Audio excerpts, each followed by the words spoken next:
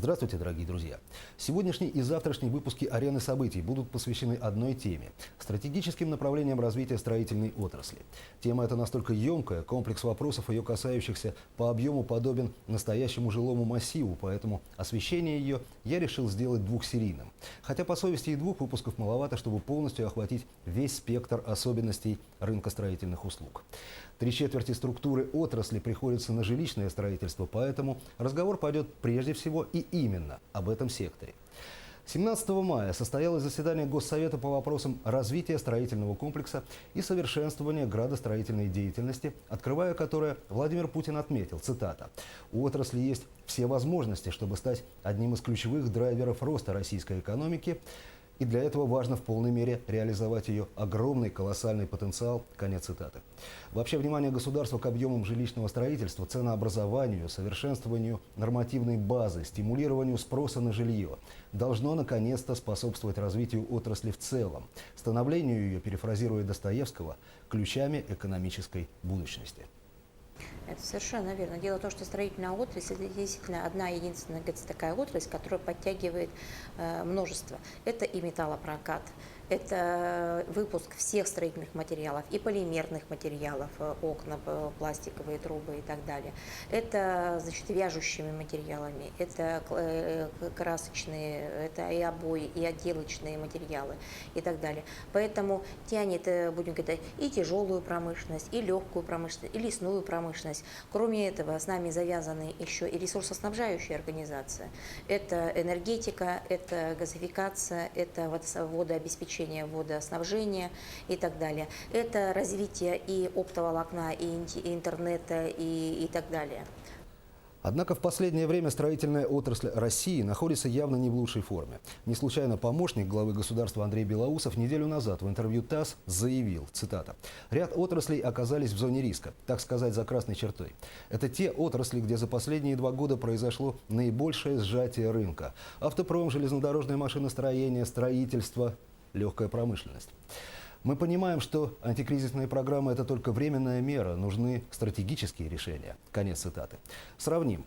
В России на строительную отрасль, этот перспективный сегмент рынка, приходится около 6% ВВП. А в США жилищное строительство занимает 25% ВВП. Причем у них 83% жилой недвижимости – это дома на одну семью. Давайте возьмем за основу стенограмму заседания Госсовета, выделим наиболее важные проблемы в строительстве и постараемся разобраться, как их решать.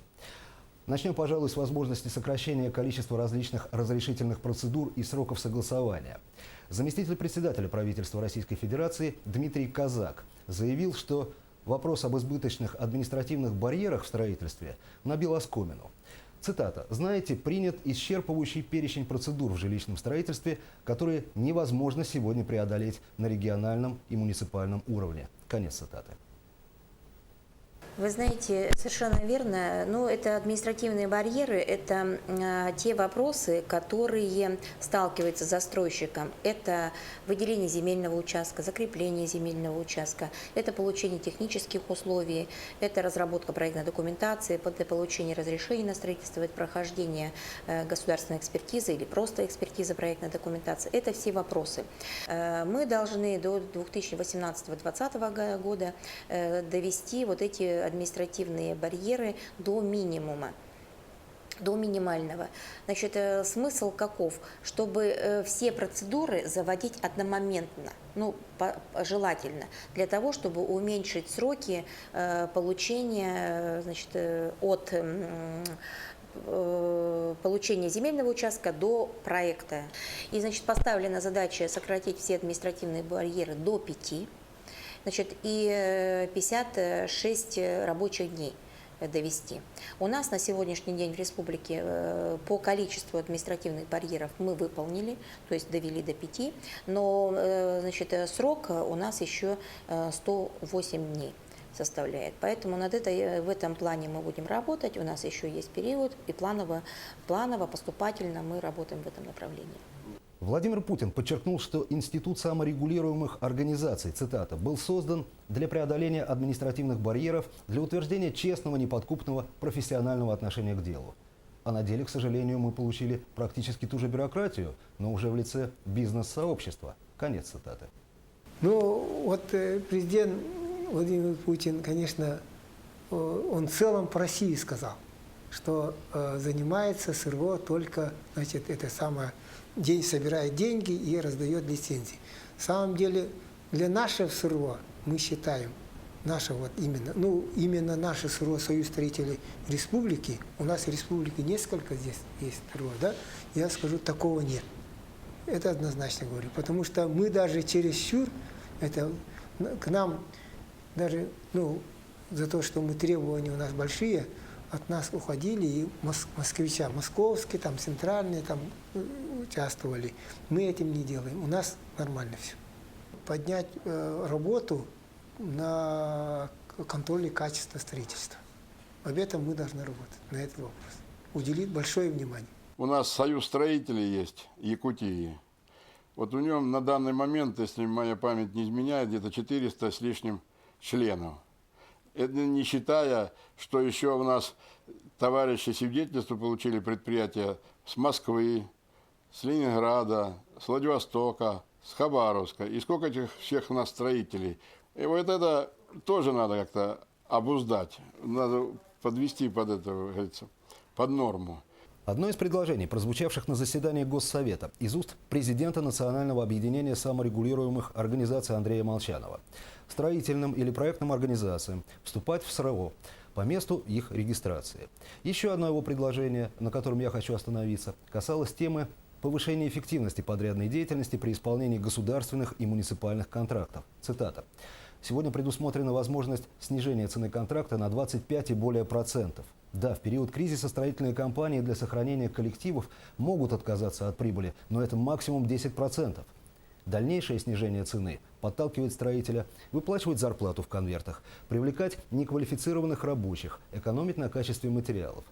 Мы предлагаем ограничить возможность снижения начальной цены для государственных строительных контрактов не более чем на 10%. Конец цитаты. О том, что необходимо все-таки регулировать стоимость объекта. И давно у нас есть предложения, были подготовлены предложения еще, когда мы работали с 94-м федеральным законом, и в том числе сейчас работаем с 44-м законом, о том, что необходимо внести пункт для того, чтобы невозможно было бы снижать до какого-то невозможного, как говорится, предела.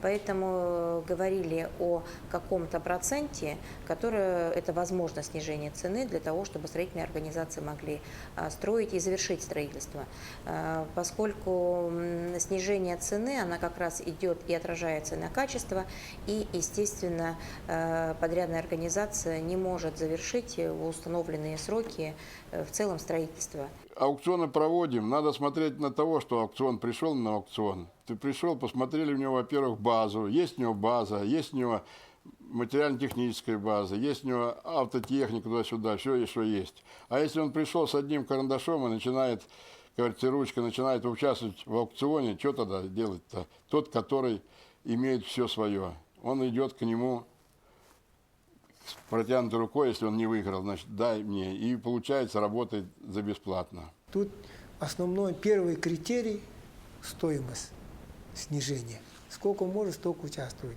Ну, вот тут, да, должно быть критерий обязательно.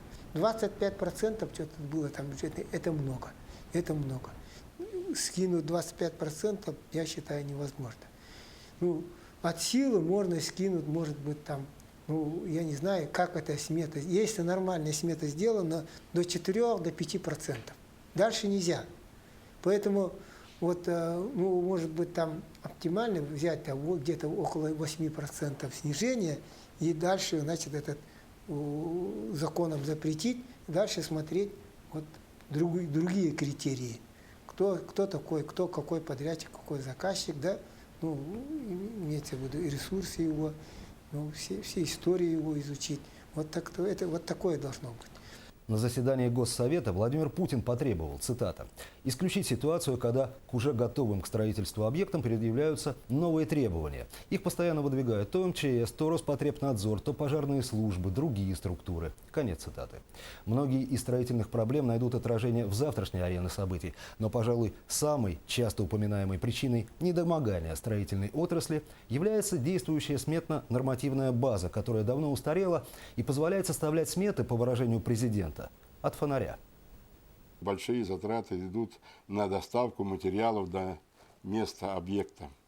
Вот это большая. А у нас еще цифры, вот эти, которые районные коэффициенты были, говорится, запланированы и говорится, были, говорится, изучены, сделаны еще при советской власти, и они не менялись. В данный момент здесь много надо кое-что сделать, чтобы строительная отрасль заработала нормально. Для этого надо, вот, как говорится, закон федеральный, 44-й, для нашей республики, для северов, он органически не подходит. Потому что у нас завоз материалов на север начинается всего 2 месяца, зимний длится. За 2 месяца должен завести на весь объект. А это очень трудно. И еще трудней. Потому что вот инфраструктуру нашу якутскую по завозу материалов, и поэтому мало знают даже члены правительства, тем более люди, которые там не были и не живут. Новую строительную базу надо делать, сметную, нормативную базу делать. Это очень важно. Вот, чтобы правильно учесть, определить стоимость строительства. Сегодня она устарела, ее надо обновить. А как формируется сметная стоимость? Учитывает затраты строительства, нормативные и расчетные. И она формирует фактические затраты и плюс для развития строительных предприятий, подрядчиков, заказчиков, чтобы они могли иметь какую-то прибыль сметную, да? А как вы думаете, нужно ли и поможет ли жесткое регулирование цены на стройматериалы?